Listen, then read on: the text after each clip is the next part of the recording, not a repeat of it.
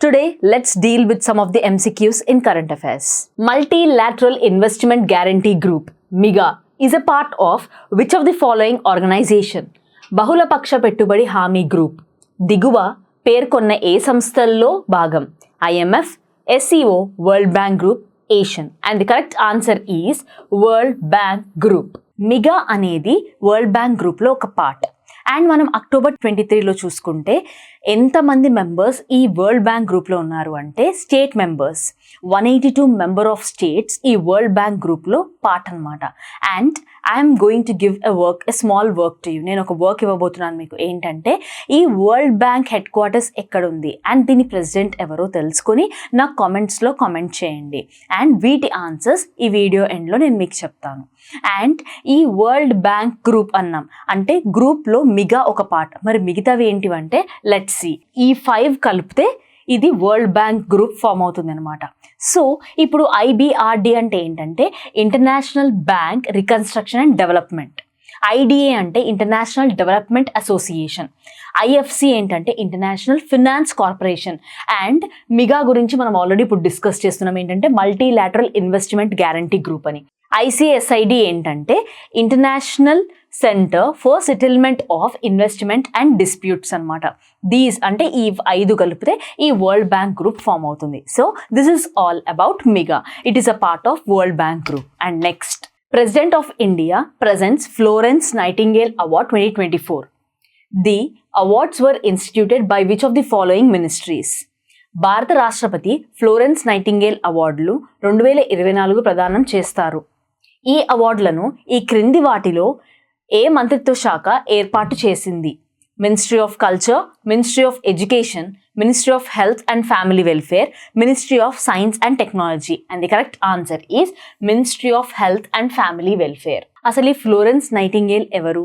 అసలు ఈ Florence nightingale ఎవరంటే తిను క్రిమియన్ వార్లో తన నర్సింగ్ సర్వీసెస్ని బాగా రెండర్ చేసింది. సో గవర్నమెంట్ ఆఫ్ ఇండియా తనని గుర్తుగా తనని ఆనర్ చేస్తూ ఈ Florence Nightingale award nurses and nursing ప్రొఫెషనల్స్కి ఇవ్వడం జరుగుతుంది వాళ్ళ సర్వీసెస్కి మెచ్చి.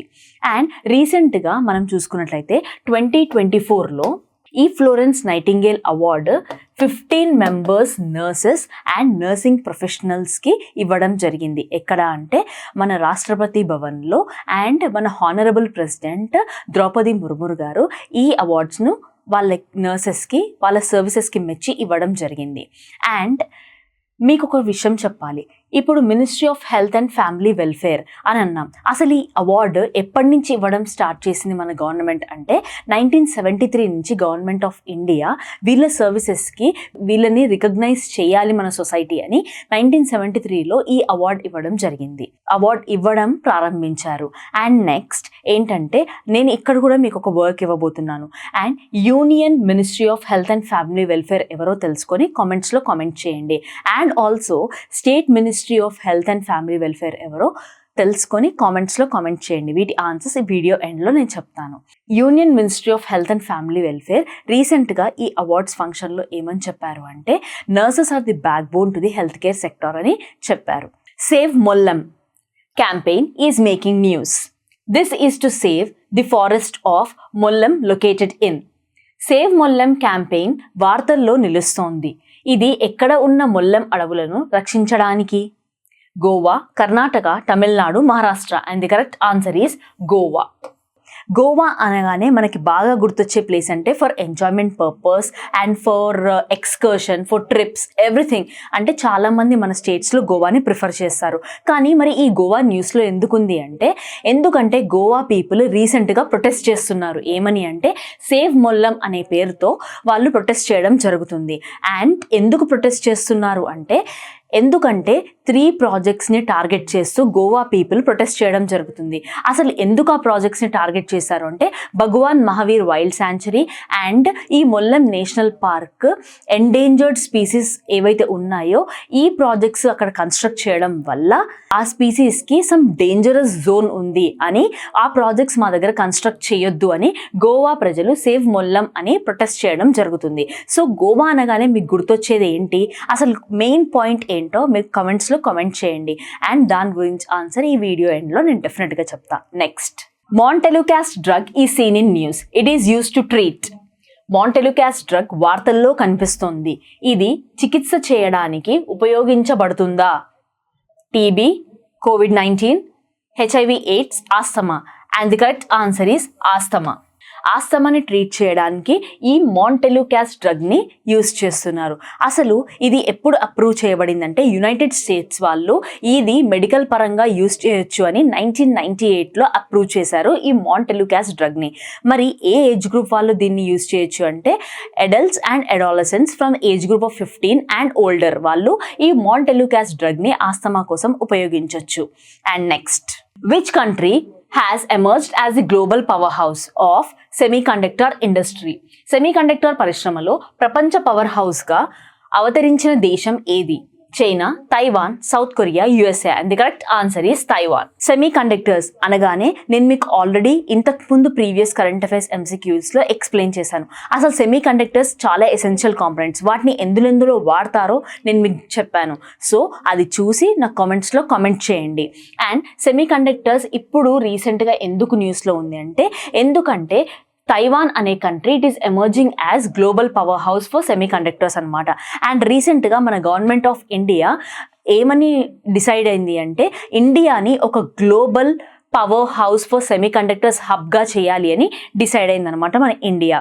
And under the initiative of Atmanirbhar Bharat and digital India ఇనిషియేటివ్స్తో మన ఇండియాలో global powerhouse for semiconductors అంటే సెమీకండక్టర్స్ హబ్గా చేయాలి ఇండియాని అని మన గవర్నమెంట్ ఆఫ్ ఇండియా డిసైడ్ అయింది.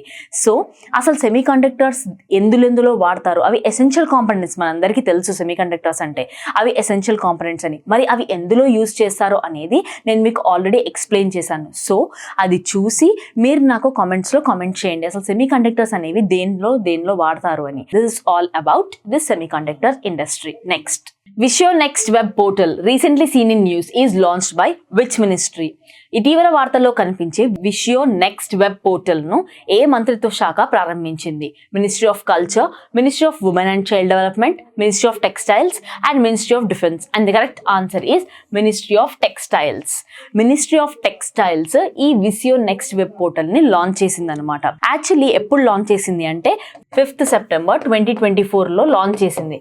ఎక్కడ అంటే న్యూఢిల్లీలో లాంచ్ చేసింది. మరి ఈ Visio-Next వెబ్ పోర్టల్ని ఎవరు డెవలప్ చేశారు అంటే నిఫ్ట్ వాళ్ళు డెవలప్ చేశారనమాట. నిఫ్ట్ అనగానే national institute of fashion technology వాళ్ళు దీన్ని డెవలప్ చేశారు. ఈ Visio-Next web portal main aim ఏంటంటే to make India a global fashion leader. దీని మెయిన్ ఎయిమ్ అనమాట. This is all about Visio-Next web portal. Next, exercise eastern bridge is a bilateral exercise between India and dash. Exercise eastern bridge అనేది భారతదేశం మరియు dash మధ్య ద్వైపాక్షిక వ్యాయామం. UAE, Saudi Arabia, Yemen and Oman. And the correct answer is Oman. So రీసెంట్గా ఒక 5 days bilateral exercise జరిగింది India and ఒమన్కి మధ్యలో. And Indian air force and royal air force of Oman వీరిద్దరూ కలిసి 5 days బైలేటరల్ ఎక్సర్సైజ్ని జరుపుకున్నారు. ఎక్కడ అంటే ఎట్ జోధ్పూర్ ఎయిర్ ఫోర్స్ స్టేషన్లో జరుపుకున్నారు.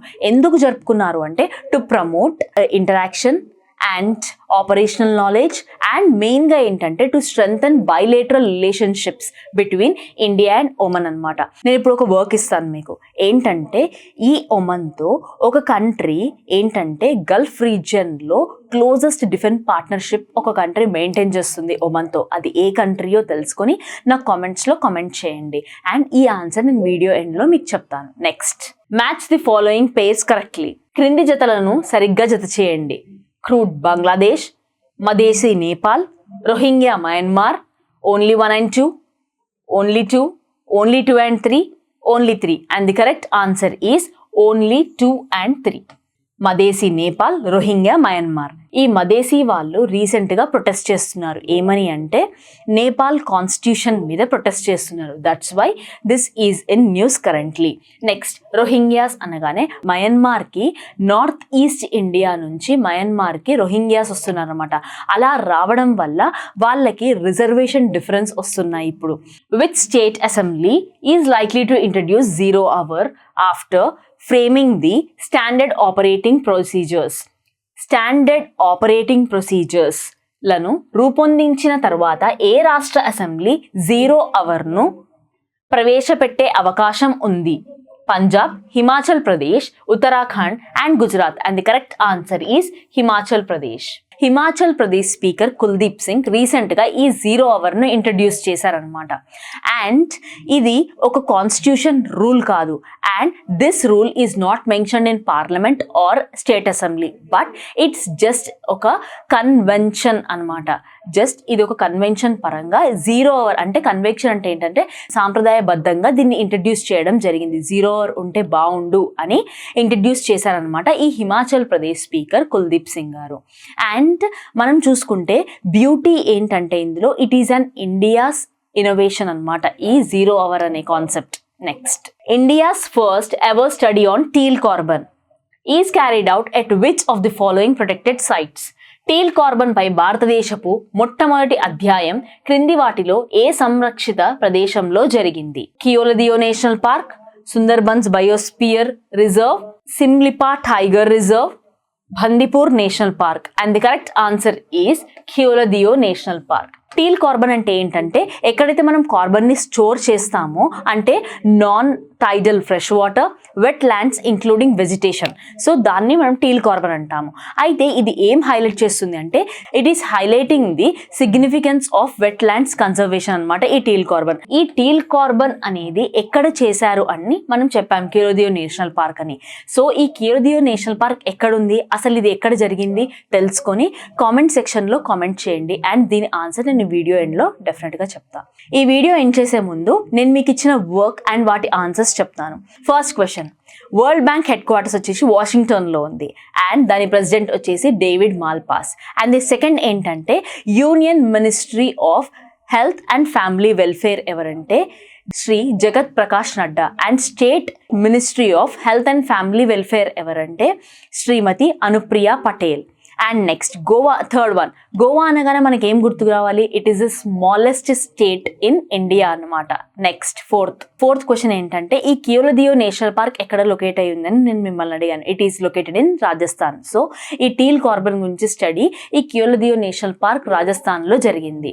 ఫిఫ్త్ వన్ ఏంటంటే నేను ఒమన్తో ఒక country closest defence relationship maintain చేస్తుంది గల్ఫ్ రీజియన్లో అని చెప్పాను. దాని ఆన్సర్ ఏంటంటే India's closest defence partner in Gulf region is Oman అనమాట. So the answer is Indian country. India country అనేది క్లోజెస్ట్ పార్ట్నర్షిప్ డిఫెన్స్లో గల్ఫ్ రీజియన్లో ఒమన్తో మెయింటైన్ చేస్తుంది. So the correct answer is India. నేను బిఫోర్ ఎండింగ్ దిస్ వీడియో నేను మీకు ఒకటి చెప్పాలనుకుంటున్నాను. ఏంటి అంటే నేను చాలా మంది కామెంట్స్ని చదువుతున్నాను అండ్ చాలా మంది ఇది stock GK and current affairs అంటున్నారు.